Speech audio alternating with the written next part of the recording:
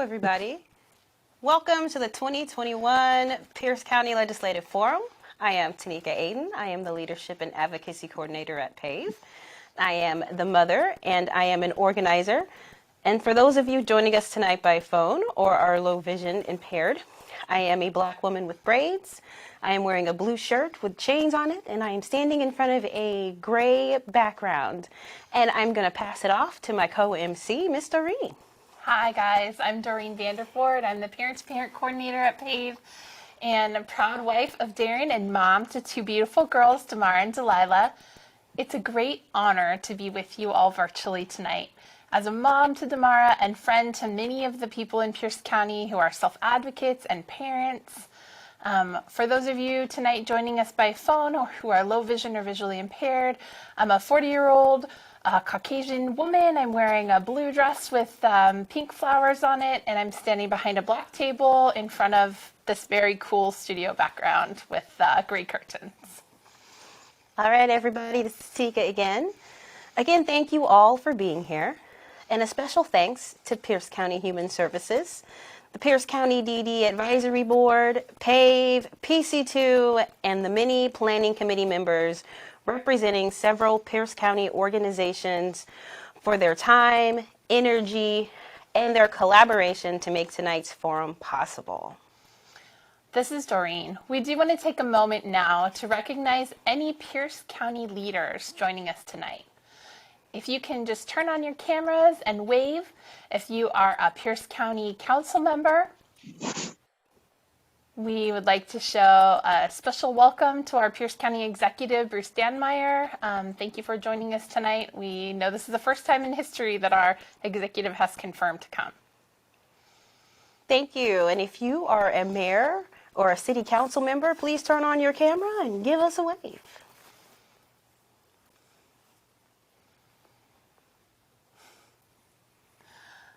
Okay, also any school board members, special education directors, or leadership from our schools.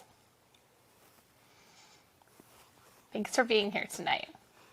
And finally, our developmental disabilities partners, Melissa and Dame from the Developmental Disability Supervisor, Chris Pedersen, our Region 3 Administrator, and any DDA and DVR case managers. Please turn on your cameras and give us a little wave.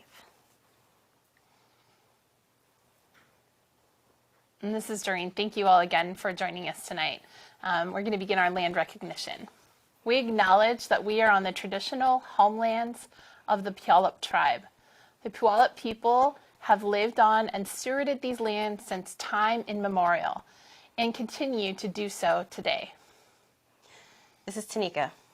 So our practice tonight of land acknowledgement recognizes that the land we are standing on is stolen. We recognize the people and communities that cared for and lived on these lands since the beginning of time. We acknowledge the Coast Salish tribe's stewardship, their forced removal, and their continued fight to live on their ancestral lands. It's Doreen again.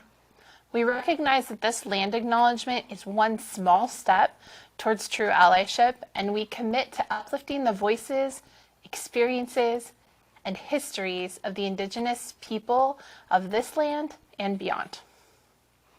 Tanika here. So PAVE is part of a multinational state and local network of families of children and youth with special health care needs and disabilities. Our children and families need multiple services and supports to live an optimal life. Unfortunately, our Black families with special health care needs and disabilities experience unacceptable inequities in the access to and provision of care, services, public education, and are disproportionately criminalized. Doreen here. In solidarity with those who are speaking out about the urgent need to address these disparities, we say we see you, we hear you, we stand with you. It's Tanika. We are committed to ensuring that our healthcare, education, and other vital systems, our communities, our nation, and the world respect, include, and equally value the voices of Black children and families. This is Doreen. We stand in solidarity with those who condemn the murder of George Floyd, Charlene Lyles, Manuel Ellis, Tony McDade, Breonna Taylor, Tamir Rice, Rayshard Brooks, and so many other Black men, women, and children. Tanika here.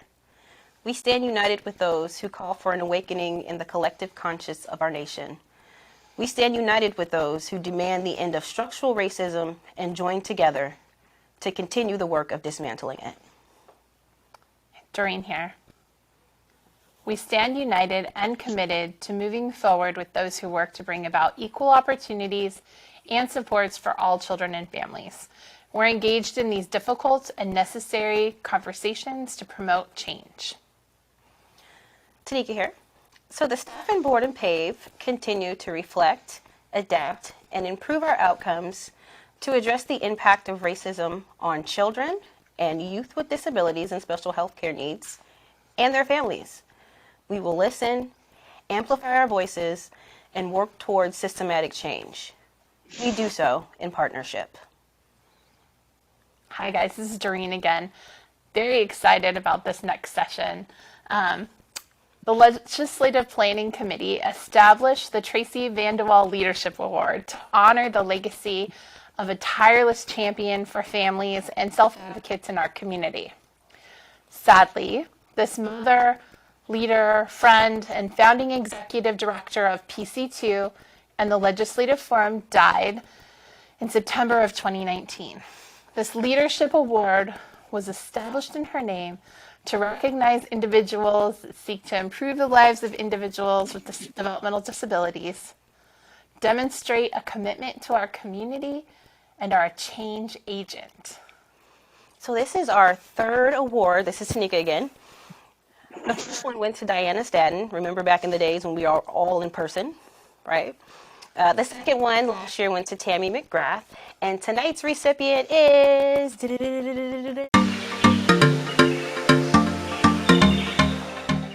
I am so honored to get this award.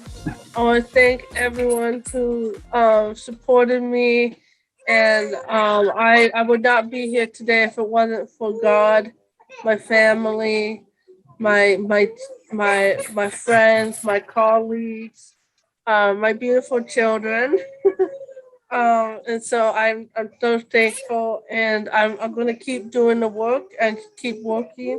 The job isn't done yet. It's not going to be done probably until even after my death. And I just want to make the world a more inclusive place for all people like me with disabilities. And I want everyone with intellectual and developmental disabilities to be free in their community, and to be able to have families of their own in their community, and that we all get to achieve that American dream. And that's my passion for everyone.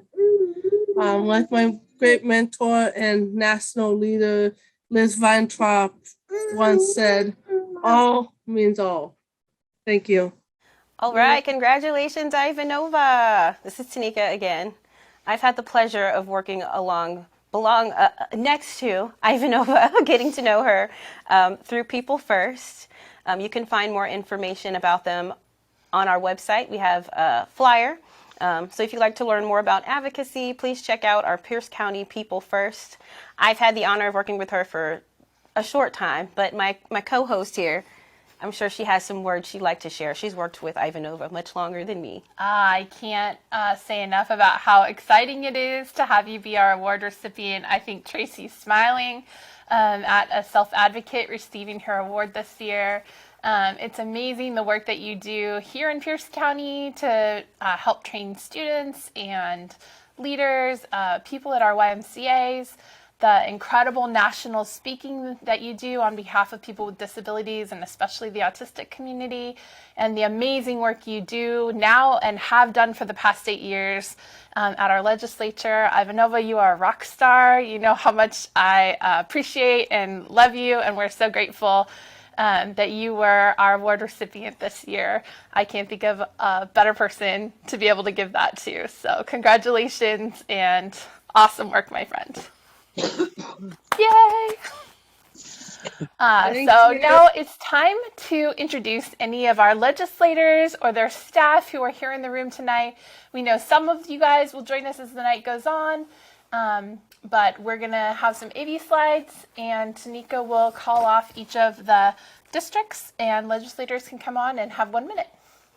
All right, so we are going to welcome our legislators. This is Tanika and their staff. So if each person could please take a minute or under, if you want to, if it's possible, to introduce yourselves so everybody can recognize you. And I am going to do this by district to make it easy. I'm going to start at the bottom and work my way up by number. You're not on the bottom in any other way, just by number. So I'm going to start with our 2nd legislative district. If we have any representatives or senators from that district, please turn your camera on, unmute yourself, and introduce yourself in 1 minute or less.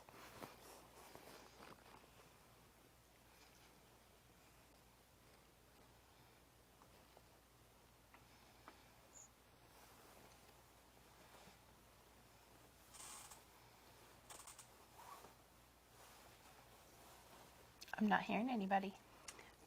Okay, District 2 might not be here yet. So let's go ahead and move on to our next district. Do we have any legislators from District 25? I guess I will go. I'm State Representative Kelly Chambers from the 25th Legislative District, and I apologize. I got multiple devices going on here today, and can't get to the chat to change the title yet. But like I said, I represent the 25th Legislative District. I've been in the legislature. This is my 2nd term.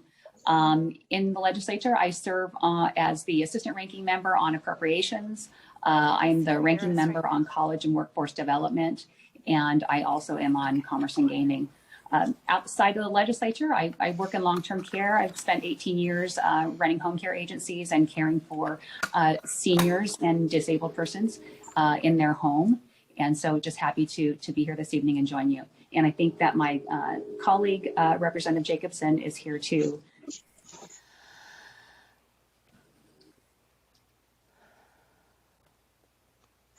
Hello, I didn't see if this was introduction time. I got dumped out in the street and signed back in. So thank you, Representative Jacobson from the 25th. Thanks. Okay, is that it for our 25th district? Do we have any more legislators from District 25? I don't see Senator Gill. Hi, folks. I'm Senator Emily Randall from the 26th.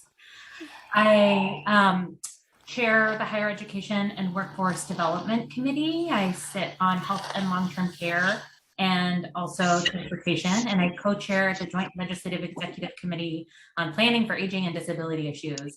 And it's been an honor to work with so many of you in this room on policy like finally banning the practice of sub-minimum wage for people with disabilities, and applause for everyone, and working to expand Medicaid access for folks as they earn more money. I know we have more work to do, but I'm inspired to do this work because as a little girl, I had a sister with developmental disabilities, and my first job was as an SEIU 775 caregiver. So in it for the long haul and proud to work alongside you. Hi everyone, Robert Lewis here on behalf of State Representative Michelle Calder from the 26th Legislative District. Thanks for having me. Awesome, thank you. All right, how about our 27th district? That's my district. Woohoo! Hi, I'm Lori Jenkins. I represent the 27th Legislative District.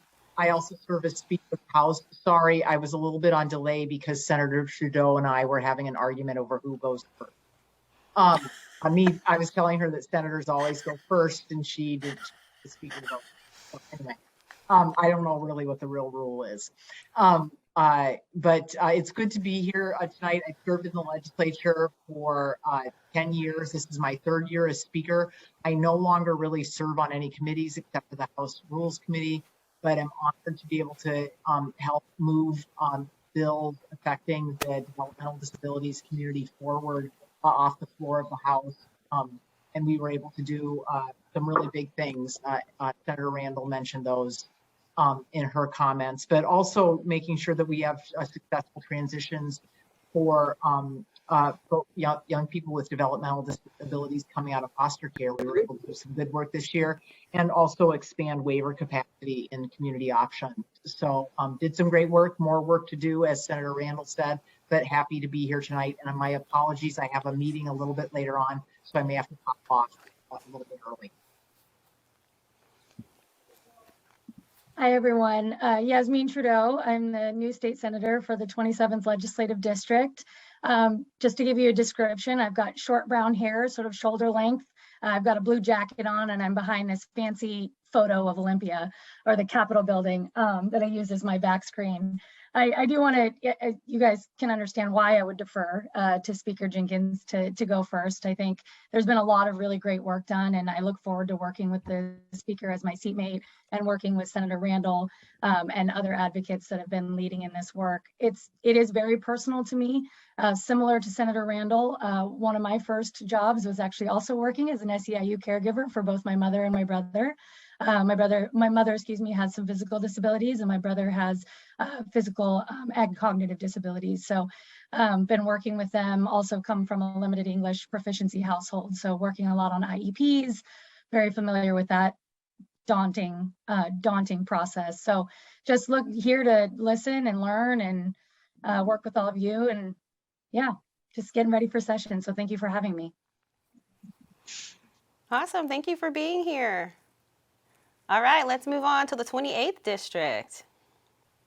Hi, I'll go ahead and jump on in. My name is Mari Levitt, and I am a representative in the 28th Legislative District, and really grateful to be here. Again, I am going in my second term. I think this is my fourth or fifth forum with you all, and very grateful for the work that you raise up to us to do more. And the speaker mentioned some bills and things that we worked on last year. We also made sure for the first time ever in the incarcerated system that folks with developmental disabilities will get assessed and have access to education where that hasn't happened before. I have a son who has had speech therapy, and I credit Melissa Adame to helping me early on when he first came to our home of how to get and find a speech therapist. And we have a speech pathology and audiology bill moving forward this session, so we'll have more opportunities for speech therapists throughout our K through 12 districts across the state, and I'm continuing to do some work on some enhanced behavioral health services and homes that you'll see this upcoming session as well. So very grateful for your work and honored to be here and to learn more today. All right, do we have anyone else from the 28th district? Hello, Dan Bernowski, representative from the 28th district as well. Thank you so much for the invitation and the opportunity to be here tonight. I very much appreciate it. For those of you that care to know, I am a 41-year-old white male with no hair, wearing a blue flannel shirt with a legislative, generic background. But yeah, it's a real honor to be here. I'm a new legislator. I've served one session. I look forward to serving you in the upcoming session. I work on the transportation, healthcare, and labor and workplace standards committees. And when I'm not working in the legislature, you might see me in the community as a firefighter. I work as a firefighter in Lakewood, University Place, and Steilacoom. So thank you so much for having me tonight, and I look forward to hearing more from all of you. Thanks. Awesome. Thanks for being here. Those are my legislators. Woohoo. They're awesome. All right, let's move on to the 29th district. Senator Steve Conway's here. I guess you can hear me, right? Yep. Yeah. It's great to be here. I don't know how many years you've had this meeting, but it's always a meeting, right? I always remember a meeting right before Thanksgiving. And we always come together to have conversation and talk about the issues and the concerns of the disability community. I remember Tracy often gave me a little plaque that says "Keep the Promise," and I remember many probably you have that plaque as well as keeping the promise. Promise is to ensure that we give the kind of support to your families, frankly, are the true heroes of our community.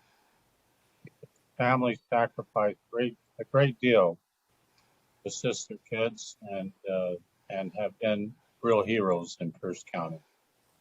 I serve, as you know, on both on the healthcare and the Ways and Means Committee, but I do get a primary opportunity. I'm looking for Diane. I don't see her. So Ivanova, you are the first recipient from the 29th Legislative District, all right? And I know that you may not live in the 29th District now because I don't know where you live, but Ivanova, you know, you have been a real champion for the disability community in Olympia, and we thank you for that. And I thank you. I won't take any more time, but we are living in interesting budget times, so it's a good time for us to be meeting. Thank you. I think you, Ivanova, if you want to say anything, Thank it's you. Tracy. Do we have anyone else from the 29th District? Thank you, Ivanova, Senator let Conway. Ivanova talk. Thank you so much. And I actually am from the 29th Legislative District. So, yes, I'm still in your district, Senator. Thank you very much. I'm very honored to hear that from you. Thank you. Awesome. All right. Okay, let's move on to our 30th district. Do we have any legislators from our 30th district here? I'm here. My name is Senator Claire Wilson, and I'm absolutely pleased to be here this evening. And Ivanova, what can we say? You're a star this evening. Just so happy this is twice in 1 week to spend time with you. So I know I'm in incredibly wonderful company. And I come from the 30th Legislative District, and you may say, well, that's in King County. And I'll tell you that most of it is. But I have a little bit of Milton, so that's why I'm here tonight. I also vice chair the Early Learning K-12 Committee, and beginning of session will be chairing Human Services, Rehab, and Reentry, which is a committee also near and dear to my heart. We'll just say important to me, least restrictive environments, universal design for learning, and compensation for lived experience. So we'll be continuing to do my work on that. And thanks for having me here tonight. Thanks for being here. Do we have any other attendees from our 30th district that have arrived yet? All right, our last district, District 31. All right, District 31 is in transit, no problem. Let's keep it moving. Okay, guys, this is Doreen. In the handouts that are available on the Pierce County Legislative Forum website, you will find the Pierce County Developmental Disabilities Legislative Priorities and a list of our speakers who will be sharing their experiences. All of tonight's speakers bring their story, their lived experience, and represent 6 of our 8 legislative districts. While their story may not be your exact story, the elements they bring to light amplify a number of our stories and our concerns. Our first speakers, Naveed, Heather, Rainey, and Michaela, share about the importance of work and the supports to find work. Naveed's story connects with the Pierce County Legislative priority to implement the recommendation identified by the State Transition Collaborative Committee and to ensure increased provider rates for DDA community-based services. Naveed is a young, brown-skinned, dark-haired man, and he's wearing a gray hoodie sweatshirt in his kitchen.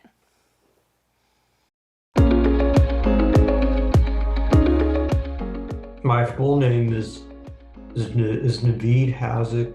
I live in Bonnie Lake. What high school did you go to? Bonnie Lake High School. I started transitions in September 2017, right after I graduated. It helped me develop good working relationships, and it helped me develop good working skills. It also helped with my feelings and my frustration. I work at grocery outlet and Mod Pizza. I learned how to make cookies. I learned how to do breadsticks. I learned how to take out the trash, and I also learned how to wipe tables. This video is going to go out to the legislators. Or what do you hope that they do? I hope other people can develop good relationships with transition, and I also hope that people can learn and develop job skills. And what I also hope is that they can learn from the work that I did to working at like places such as Grocery Outlet or Mod Pizza. And I think the transition program is a great place because you can work with all different types of people and job coaches and learn how to do each job, whether it's hard or if it's easy or if it's difficult. This is Tanika. Thank you, Naveed, for sharing your important lived experience. People who experience developmental delays or intellectual disabilities, they want to be active, contributing members of community. Like all of us, the supports funded by DDA and DVR make this possible.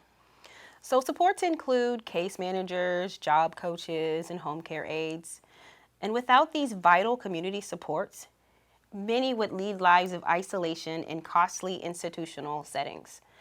Provider rates for job coaches serving individuals with developmental disabilities falls far below those of their counterparts and were last set in 2010. Provider rates need to be increased to ensure stable supports remain in place. So next, we are going to hear from Heather Harper, who works for the Office for the Governor as an office assistant.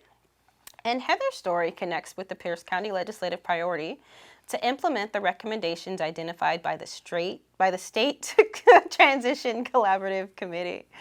So Heather is a white woman with sandy blonde hair and glasses. She's wearing a blue colored print dress with a blue lanyard and she's seated at her workplace. And behind her on the wall is some Seahawks gear and an Olympia Capitol poster. Let's see Heather.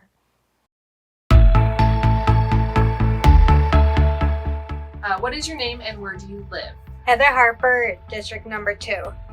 And how long have you lived in the area? All my life.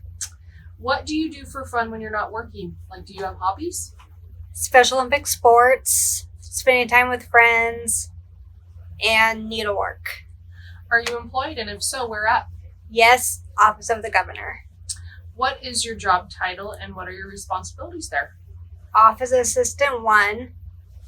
I scan all the incoming mail and turn them into a PDF.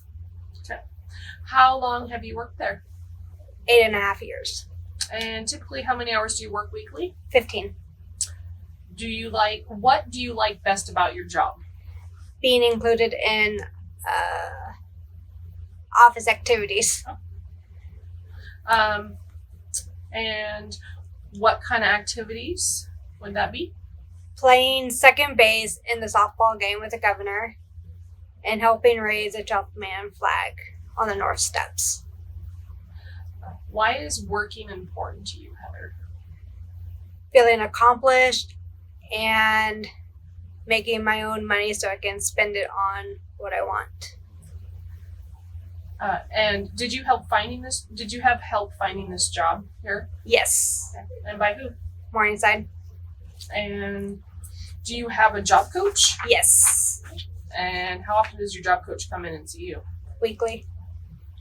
So I want you to think back to when you first got your job. How did your Morningside job coach help you when you first got the job here? Making task lists, visual aids, and helping show me how to do the task first so I can learn. And then did they explain instructions for you? Yes. During times if you needed help, more clarity? Yeah. Cool. And then what about now? What kind of things does your job coach help you with now? Monitoring the work quality and helping with new tasks that are assigned to me. So they help you learn new stuff too? Mm-hmm. Awesome. Have you had a different job coach since you started working here? Yes. And how does it affect you and your job when you have a change like that? It's nerve-wracking to explain my job duties and and explaining the instructions. Okay. It is crucial for people with DD like myself to have access to services, employment services like Morningside, to help train and help us learn new tasks and skills and excel in the job. We all want to welcome Representative Taylor. We just saw you joined us. Thank you for being here tonight. This is Doreen. Thank you, Heather, for the work you do with the governor's office to keep Washington's mail running well. Every student with a disability should have the opportunity to find meaningful work after school. And the Transition Collaborative Committee put out a report in 2021 that you can find a one-page document about on the material links on our website. We would love for the legislature this year to implement those recommendations to expand the school to work programs, create data and streamline documentation for individuals across OSPI, DDA, and DVR for all students transitioning from high school into the working world. Next, we're going to hear from Rainey Trope, who's a Caucasian woman with short brown hair, with glasses, is wearing a white top, and an aqua lamp is behind as sunlight comes across her right shoulder. Rainey's story connects with the Pierce County legislative priority to ensure an increased provider rate for DDA community-based services and to implement those recommendations identified by the State Transition Collaborative Committee.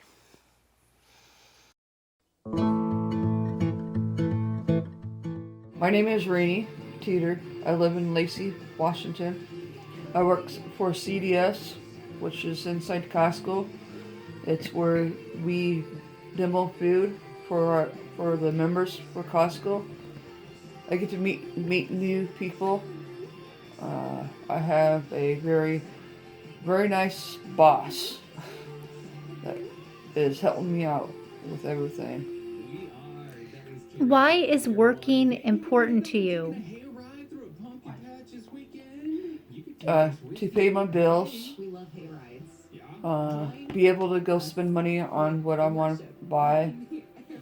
I have a house. I'm purchasing a house. Been in it for a little over 20 years now. Did you have help with finding your job? Yes. Who helped you find your job? Steve. Steve with Morningside? Yes. Okay. My job coach comes in and helps me with saying what the product is, how much it is, where the product is. Have you had different job coaches since you first got your job? Yes. How does it affect you when you have a new coach? I have to get used to the new coach, and the new coach has to get used to me. What do you want your legislative representatives to know about your job and your employment services? There's people out there that cannot afford medical or shelter or food for the family. So please don't take our services away. We need it. It's back to me, Tanika. So we want to take a second and thank Representative Pave, who just joined us. Thank you for being here with us tonight. And we also want to say thank you to Rainey for helping us see the importance of DDA job supports to promote independence, purchasing a new home, and living a whole adult life. So, in our handouts, you will find a one-page document from the Community Employment Alliance outlining the need for employment provider rate increases to stabilize job coaches and employment supports for people with IDD. Can you believe it? Disability provider rates were set way back in 2010. They need to be brought into alignment with the Consumer Price Index and comparable rates for Division of Vocational Rehabilitation. Come on, let's do better. Come on, we can do it. So, our next speaker Michaela Fernandez. She's going to share her love of her job and its importance in her life. So Michaela's story connects with the legislative priority to implement the recommendations identified by the State Transition Collaborative Committee. So Michaela is a brown-skinned woman, and her curly hair is pulled up in a puff, and she is wearing a maroon shirt. She is seated, and behind her is a teal blue counter, and she is at her job. Hi, my name is Carlos with Trillium Employment Services. Currently, I support Michaela, who is nonverbal, but this doesn't stop her from communicating. I will continue to advocate for her employment needs because I know she loves what she does and enjoys working out in the community. Michaela, she's been with us for about 6 months now. She is amazing. She's really good at folding boxes. She actually sets up the lobby for us in the morning too, so she's really good at that. And we love having her here.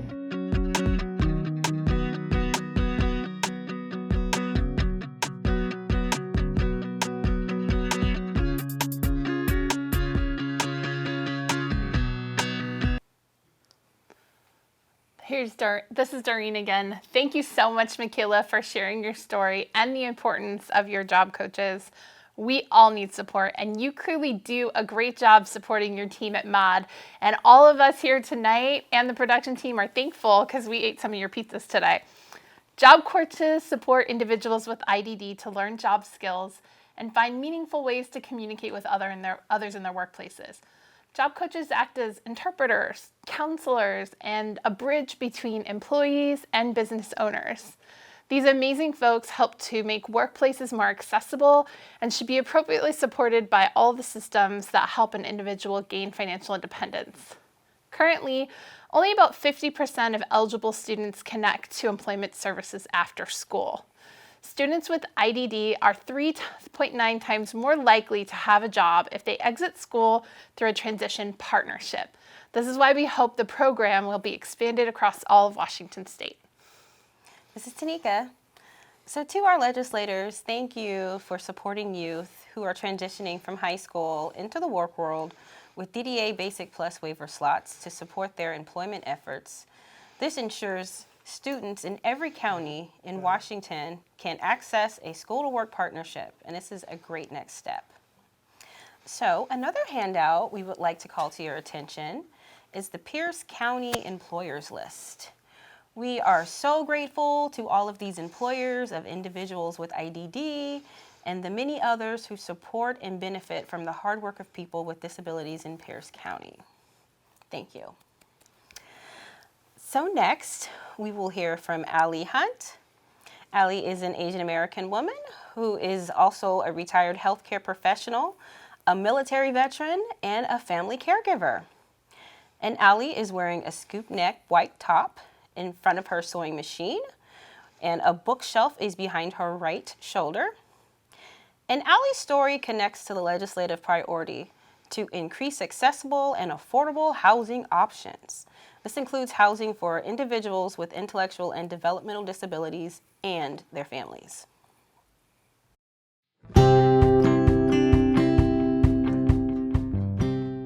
Good afternoon, and thank you for the opportunity to speak to you today on a very personal family and community issue. I am Allie Hunt-Smith, a naturalized citizen, a retired DSHS employee, a retired Army colonel, and a proud resident of Lakewood, District Number 28. My younger sister, also a combat veteran, suffers from an injury. Her only child, Darius, is severely autistic and functions with significant developmental delays. He has significant behaviors and outweighs his mother by 100 pounds. After an assault incident, he spent 6 weeks in crisis in Marybridge ER seclusion room. He was never assessed by a designated crisis responder or offered community support services despite our pleas.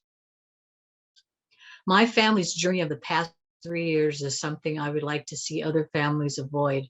Even with a combined 50 years of professional experience in the social services, mental health, medical arena, my husband and I found ourselves perplexed, shocked, and dismayed at the lack of easily accessible information, the absence of a centralized system, and the lack of cooperative planning between state agencies. CPS closed our case 3 times as they finally admitted they had no appropriate placement for my nephew.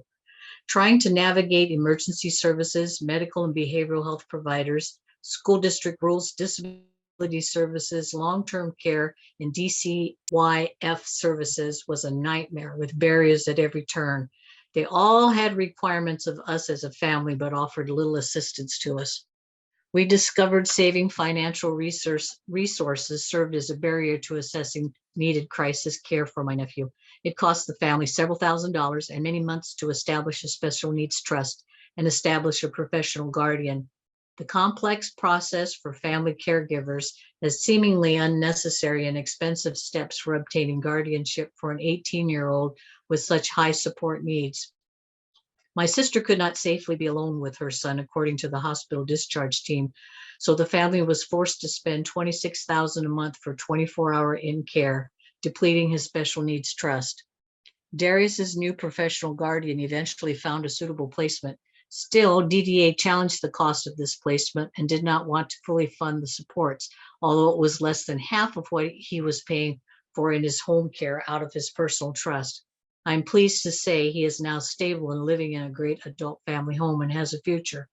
I hope our story shows the importance of providing immediate, temporary crisis and residential services and supports to young adults in crisis like my nephew.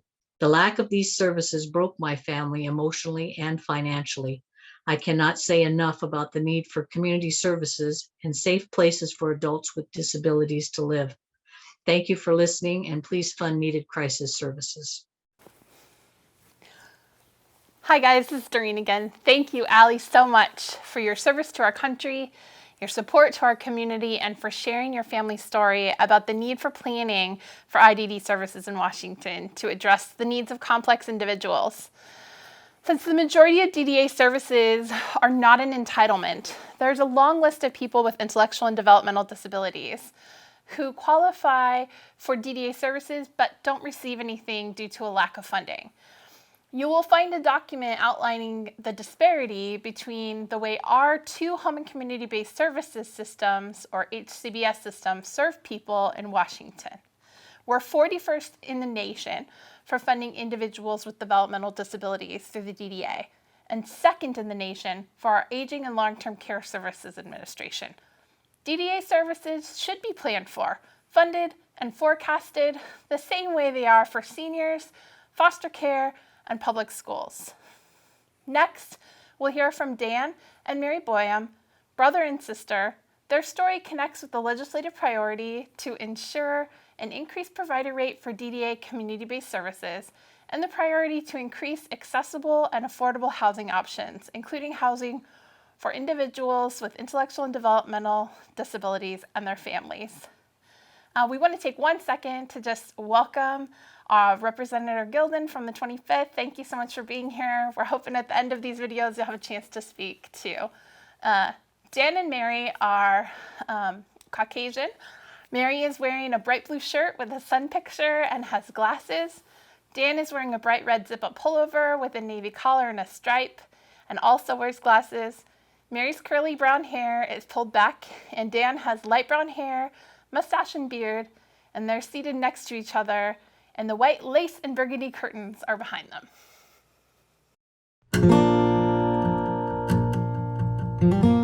Pave. It's a tremendous resource. If there's an issue, problem, question, call the case manager, but then you need tips. What is more helpful to you to get a response faster? Is it better to do the phone call? Is it better to do the email? You can't text. The case manager's office and the case manager, they might appreciate a certain clarity in communication or form more than others. And it's just good to get tips on how to communicate. And also, if you can establish why you're calling. You know why, but work on how to verbalize. I need blank, I need blank, but I don't need blank except in these situations. But when I need it, ma'am, sir, it's serious. I need it right away. If you don't have the support, then that shall be hard. But the good part about that, sometimes if you have to look for it yourself, you're sometimes more thankful for it when you find it. This is Tanika. Thank you, Dan and Mary. Your story reminds us of the importance of relationships and resources. These are both vital to all of our speakers and so many more in our community. Right along with sharing our gifts and strengths in our community with friends and family. You know, the DDA system is complicated and sometimes it's difficult to navigate. This past year, the DDC pulled together a large group of self-advocates, parents, allies, and providers from all across the state of Washington to set up the North Star for Disability Services in Washington. This project will be ongoing as we ask the legislature to address major funding gaps and access issues for disability services in Washington. Some of the key topics are outlined in the DDC North Star one-pager document in your materials.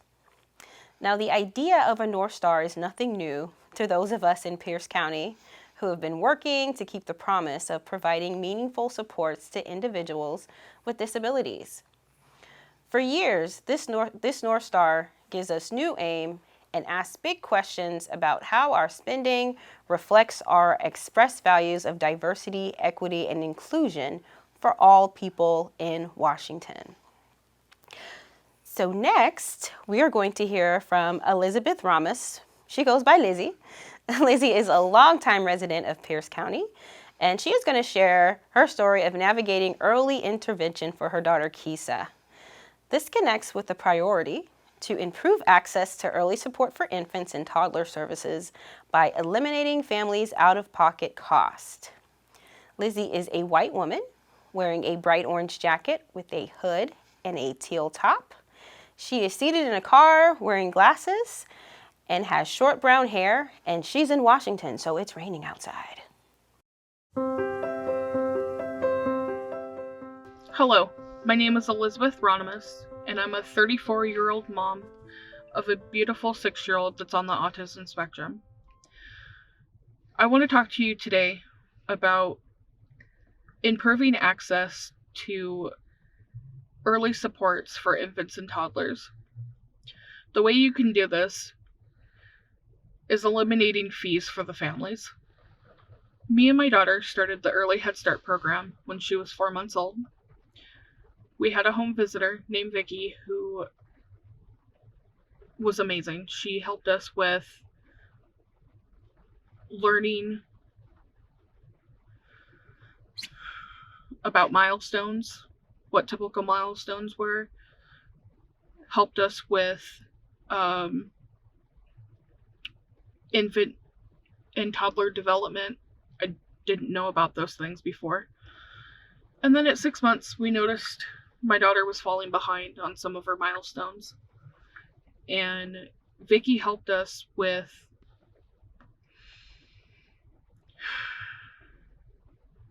going to doctor's appointments. And after a lengthy process, my daughter was diagnosed with autism. Vicky helped me grieve because at the time I didn't really know anything about autism, so I thought I was losing my daughter. I didn't know that there were other ways to communicate besides just speaking. It's not just the children that benefit from early intervention and early supports. The whole family does. I used to be very shy and I wasn't an advocator the way I am now. This needs to be open for all families. Thank you very much for your time. Thank you so much, Lizzie, for sharing your story. And Key says, the Early Supports for Infants and Toddlers program is now under the Department of Children, Youth, and Families and provides early developmental screening and therapies to children birth up to age 3. All the data shows that early intervention and supports provide better long-term outcomes for kids. We know that those ages 0 to 5 are golden for learning basic skills needed for lifelong success. The ESIP program is looking for changes to the funding structure that allow every child who needs therapies to be able to access them without costly copays for their families getting in the way, while still allowing the providers to bill private medical insurance. Next, we're going to hear from Cindy, who is mom to Nate Becker. Nate is an artist who lives independently and works at the Pierce County Coalition for Developmental Disabilities, PC2. Their story connects with 2 legislative priorities: to ensure an increased provider rate for DDA community-based services and to increase accessible and affordable housing options, especially those for individuals with intellectual and developmental disabilities and their families. Cindy is a white woman with a gray shoulder-length curled hair. She's wearing a black sweater with a black and white scarf, and behind her is a bookshelf and artwork on the wall.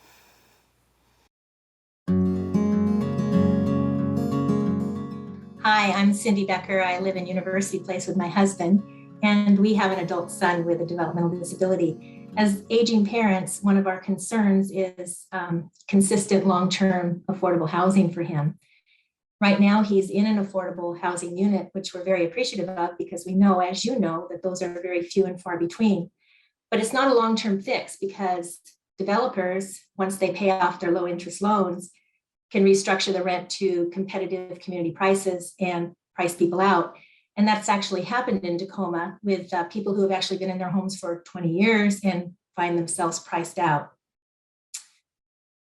So we look at other options. How can we support our son? And we realize that upon our deaths, we'll put money away, the rest of our assets, into a special needs trust for him. However, that money can't be utilized for food or housing. So we look at the ABLE account thinking, well, that doesn't impact other benefits, but we've come to learn that it actually, the balance is utilized in the calculation for determining need for affordable housing. So, what do we do? So we're asking legislators to look at long-term affordable housing programs for this population. Another service that keeps our son in the community is the caregiving services he receives through supported living, which is funded from his core waiver through DDA. He receives caregiving service 7 days a week. And we're very appreciative of this because we understand that many people in Washington qualify for this, but because of funding, lack of funding, and inavailability of caregiving staff, they don't receive those services. We also know that just because my son has those services now, that they're periodically threatened. So we're concerned about that, of course. The caregiving that we're requesting for this clientele, including my son, is not just simply having caregivers come in and give a bath or make sure there's clean clothes or maybe make a meal. We're really demanding a higher skill level of these people. Oftentimes they have to negotiate complex medical systems where they have to get clients to multiple providers, provide good histories about what's going on, take information from those providers and make sure it's implemented in the home. They oftentimes have to oversee complex medication regimes where they're not just required to refill medications and make sure they're consistently available in the home and administered appropriately, but they have to identify side effects of those medications and know what actions to take in the event they occur. Another challenging area that includes my son is that caregivers need to understand varying abilities of communication. As with my son, he has challenges with receptive and expressive language and with memory. So caregivers have to know how to communicate and make sure that their message is being received and that it's comprehended, and it has to be repeated periodically to help the client know what they're supposed to do. I think one of the biggest challenges that we're requesting of caregivers and skill is that they identify and are able to handle multiple complex neurobehavioral conditions. They need to be able to identify triggers that lead to escalating behaviors, and they need to know what actions to take to de-escalate the situation And when these situations are handled inappropriately, they can actually progress quite rapidly to a crisis. And unfortunately, these situations occur and clients are placed outside the home, sometimes temporarily, sometimes permanently. Of course, the stability of a situation with a caregiver is made even more difficult when there's frequent turnover, which happens when caregivers can get more of a salary, a bigger salary at another location. As parents, we provide a fair amount of support to caregivers peripherally by phone, helping them understand our son, giving them tips, listening to their concerns. And also we provide consistent emotional support for our son who doesn't have a lot of outside contacts. At some time, that's not going to be available. We know that you can't legislate funding for love or for natural supports. However, providing adequate funding to recruit and retain quality caregivers and providing long-term, permanent, affordable housing to this clientele goes a long way to keeping them in the community, safe, happy, healthy, and thriving. And isn't that what we want for everyone? Thank you. Thank you, Cindy, for sharing your story. This is Tanika. And I do want to take a moment and welcome Representative Robertson, who just arrived. So welcome. Thank you for being here with us tonight from District 31. So I wanted to thank Cindy for sharing her very important story, being a parent of a loved one who has special needs and who no longer lives at home. So we know families provide care and living spaces for 80% of the people served by DDA. You've heard us talk about the underfunded system for individuals with developmental disabilities in Washington. You've heard a lot of people talk about it. We also know we are facing unprecedented levels of homelessness and a housing crisis statewide as property values have skyrocketed. We find it more difficult to find affordable and accessible housing for individuals with disabilities.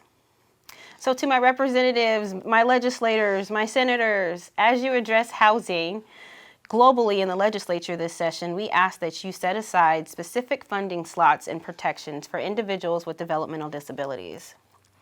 Individuals without necessary shelter and services land in costly hospitals or in institutional facilities that are extremely expensive. They cost so much more than community-based placements. So you will also find a one-page document talking about increases to the supported living provider rates. These staff are vital to the lives of so many people like Nate. They need an increase in the daily rate to stay competitive in the job market and keep the highly qualified staff they need to meet the complex needs of individuals with disabilities. So we're there. Our last speaker for this evening is Blake Guyen. So Blake works for a nonprofit organization, and to communicate, he uses a speech device. Blake's story connects with the legislative priority to build in language interpreter services for all DDA services to ensure equitable access to services and inclusion in the community for all individuals with disabilities. Blake is a white man with short dark hair. He is wearing a dark green shirt with a collar and glasses, and he has a goatee. Blake is seated, and behind him you can see curtains and artwork. Let's see Blake. Hello, I'm Blake Guyen. I use a speech device to communicate. I am from University Place. I work for a nonprofit disability advocacy organization. I have cerebral palsy. I have speech and mobility impairments. I use a power wheelchair for mobility. I learned about Proloquo for text from a member of People First of Washington. He showed me his device, and I thought that it would be a good fit for me. I really like having a speech application on my iPad. It's portable, easy to get out, carry, and allows me to do multiple things such as texting, social media, and watching YouTube videos. Communication is important to me because it allows me to get my needs met, share my ideas, thoughts, and opinions, and interact with others. Communication allows me to build relationships with family, friends, and co-workers. When I worked for Rooted in Rights, I made a video about the lack of accessible sidewalks near the Pierce County Election Center in Tacoma. When my supervisor put it on Twitter, it received a lot of views and led to the city of Tacoma and Pierce County building accessible sidewalks on the road where the election center is located. Since I was able to share my story about the challenges disabled, transit-dependent people have accessing the election center to vote using an accessible voting machine, the streets surrounding the election center are more accessible and safer for pedestrians. It's important for people with disabilities to have access to technology services because there is a lot of great assistive technology out there for people with disabilities. For someone who has a speech impediment like me, it could be as simple as an iPad with an app, like what I am using. For other people with disabilities, more sophisticated speech devices, like eye gaze technology, where you use your eyes to interact with the computer, may suit them better. Assistive technology that can speed up type can be really helpful.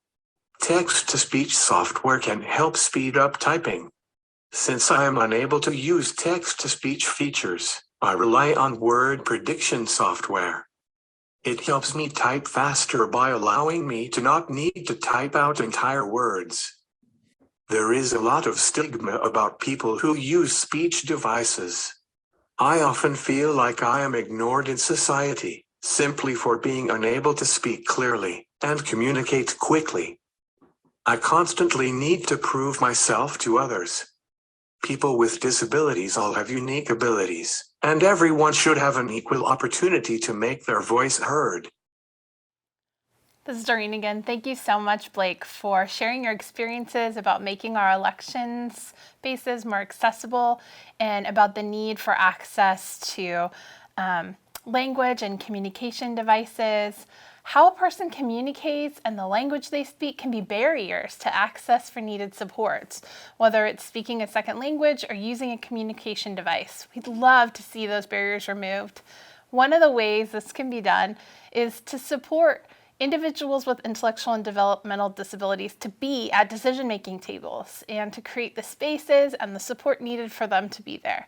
You will find a one-page document outlining the Self-Advocate in Leadership's Sales, Nothing About Us Without Us legislation, House Bill 1566, that asks for a person with disabilities to be part of the disability policy discussion by always including that person at policymaking tables. We asked you to support this legislation and bring the people who use the services to the task forces and the policymaking tables in a meaningful way. This is Tanika again. So again, thank you to all our speakers tonight for sharing your so important stories. And these are just a small sampling from our constituents in Pierce County and what they're experiencing. So to our legislators, I hope you will remember them and the many others you will hear throughout the legislative session. Doreen here again. We want to take a moment to say thank you to many of our committee members from CES, CEA, SAIL, People First, and especially to Diana Stadden at the ARC of Washington for providing, as usual, many of these fabulous one-page documents and handouts. All these are available on our piercelegislativeforum.org website, and we'll be on the ARC of Washington website after the notebook meeting is completed, and you'll see them throughout session. The ARC will be hosting those virtual advocacy days this coming session, and we hope you will join us. If you want updates on these issues, please follow what's happening and take action at arcwa.org. We want to take a minute right now to just create space for some of our leaders who have come in during these video times. And we're going to start with Bruce Stanmeyer, our Pierce County Executive. Thanks for being here. Great. Thank you very much. It is great to be here. I have graying hair, glasses, a blue suit, a stylish fuchsia tie, and books in my background. this has been a powerful program, and nothing is more powerful than the self-advocacy. Congratulations to Ivanova, fantastic. And Blake, you rock. And you made us stand up and pay attention. It is because of his advocacy that we were able to work with Tacoma to make that appropriate access to our voter center. So that is fantastic. Way to go, Blake. And I wish I had your goatee. I want to highlight something to you that I think is very important, something I was very proud about and recognized last year at our Standing Ovation Awards, and that was a great partnership between Pierce County Parks and Metro Parks around our specialized recreation program, our program that is there to support individuals in our communities with disabilities. That was particularly important in COVID when people needed more opportunity to recreate when they were, and it was particularly concerning that many in our disabled community could be more isolated than ever before. So I was really proud of how people came together, our team and our Metro Parks team came together to deliver a simplified specialized recreation program, one place to register, one set of people who could go out and deliver that recreation. It was a great program, a huge win, and was very popular. We had over 600 participants last year. We're planning to go to 900 households this year. However, I want to alert you that last Friday, the county council passed an amendment to the proposed budget that cut the funding that I had proposed, cut it by 2/3. So this is, it's not done yet, but I want to alert you that where we had hoped to deliver services to 900 households, we might be only able to deliver it to 250 to 300 households. The budget is still ongoing, so there's still a chance to influence it. So this is an important program for our community broadly, for everybody in our community, but particularly for disabled community. So anything, I wanted to make sure that people on this Zoom call were alerted to that. That you have great advocates here, self-advocates and other advocates, and this is an important time to kind of let your voice be heard with the county council right now, that they've got to restore that proposed cut. It has to happen before next Tuesday.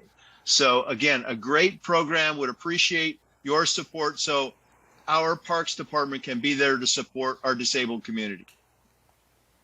And I'll put a link in the chat box about the specialized recreation program. Thank you. Thank you so much, Executive Dammeyer. I can tell you my daughter and so many of the families that I know and support utilize those amazing special recreation programs, and we absolutely support that funding to go forward. So be sure to talk to your council members about that, you guys. That's a very utilized and important program to families. Next up would be Senator Gilden. Well, good evening, everyone, and thank you all so much for hosting. I am Chris Gildon, your senator to the 25th Legislative District, which includes the areas of, at least for now, Puyallup, Fife, and South Hill. I am neither as stylish nor as verbose as Executive Dammeyer, so I won't even try to be. But I just want to tell you, thank you all so much for hosting this event, for bringing these topics to light. And I am so hopeful that we can make some progress on these particular issues, a lot of them, in this next legislative session. Thank you. All right, thank you. And now we want to give Representative Jake Fye a chance to introduce himself. Well, thank you very much for the opportunity to say hello. Sorry I was here a bit late, had another meeting to attend.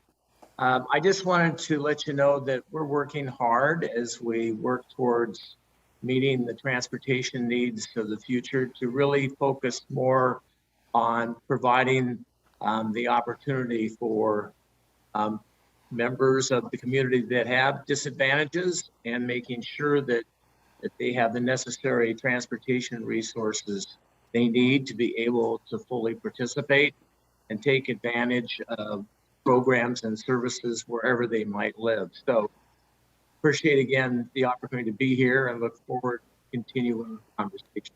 Thank you for being here. All right, Representative Taylor, would you like to introduce yourself? Hello, everyone. I'm Representative Jamila Taylor out of the 30th District, which is South King County and a little bit of North Pierce County. I'm here in a tan sweater. I'm a brown-skinned Black woman, losing a battle with my cat for the attention of Zoom tonight. I am so thankful to be here with you all. This is personal to me. My twin brother has different abilities, IDD. And I'm facing an aging parent who is wanting to know how I'm going to shape the future of his life should she, pass on. And it is a world that is all time consuming and difficult to navigate. And so we as legislators must look at ways to create equity that our community members, literally our family members, are dealing with every single day. And this cuts across so many parts of our community that we just can't even imagine. And so making sure that everyone is safe, everyone has an opportunity to thrive is of the utmost priority to me and others who are willing to join me in this fight for our common future. Thank you so much, Representative Taylor. And thank you so much also for being a prime sponsor for the North Star legislation coming forward. We really are grateful for your leadership on that and the amazing work you guys are doing. Next up, Representative Robertson. Are you still in the room? I am. Thank you so much for the presentation this evening. Hearing real life experiences and real life examples is very, very helpful when you see proposals on paper down in Olympia. So I thank you for illustrating that so eloquently. I'm Eric Robertson, representative from the 31st District. Pierce County portion is the cities of Edgewood, Sumner, Bonnie Lake, Buckley, Wilkeson, Carbonado, and South Prairie. And then we also have Southeast King County as well. And I've lived in this community for over 50 years and grew up in Buckley and have many family members that have worked with the developmentally disabled and the intellectually disabled. And I've had my own experiences working in partnership with Trillium and others in the community to help folks that are IDD and DD succeed in our communities. And so I really appreciate the opportunity to be here. And Well, thank you. Thank you to all who have arrived tonight. All right, so this is Tanika. So we do realize that the array of needs within the DD community is extensive and costly. So we are asking our legislators and decision makers for long overdue increases to employment and supported living provider rates, to keep services for people with disabilities in place. Many of the asks are budget related, but without addressing the overall need to plan for and address these needs of all individuals with disability going forward, we can't address the disparities that exist. Hi guys, this is Doreen talking again. These services are so necessary to maintain basic health and safety and a sound quality of life. Providing services to meet their needs is a responsibility of every community and of our state's social service system. We hope that you all will seriously consider the information we provided this evening and that we can work together throughout the legislative session with our partners across the state to address these needs and the increased needed funding for people with developmental disabilities and their families. Remember to keep the promise and help us reach our North Star. We're so grateful for all of the work that you did last year and all of the legislation that you have passed and continue to work towards. All right, Tanika here. So next up will be our time in our individual legislative district breakout rooms. So when you registered, you should have your district there. And so we are going to be opening rooms soon where you can communicate tonight's dialogue with your legislators, their staff, and other community members. So each breakout room is going to have a facilitator who will go over the guidelines, and then another person, a tech person we call it, someone monitoring the chat and assisting with conversations. So this is Doreen. Right now we're going to take a few minutes to stretch, have a quick bio break, grab something to drink, and when you come back, you'll choose your legislative district breakout room where you can end the evening. As you will sign off, whether you do that right now or you do that out of your breakout rooms, you're going to see a little pop-up screen come up for our survey. Be sure that you just take a few minutes to answer those questions and help us better understand what are your priorities? What are the things important to your family and the things that you'd like to see us talk about in next year's forum and in this coming session? And we hope to support you all going forward. Thank you all, and see you soon in our breakout rooms.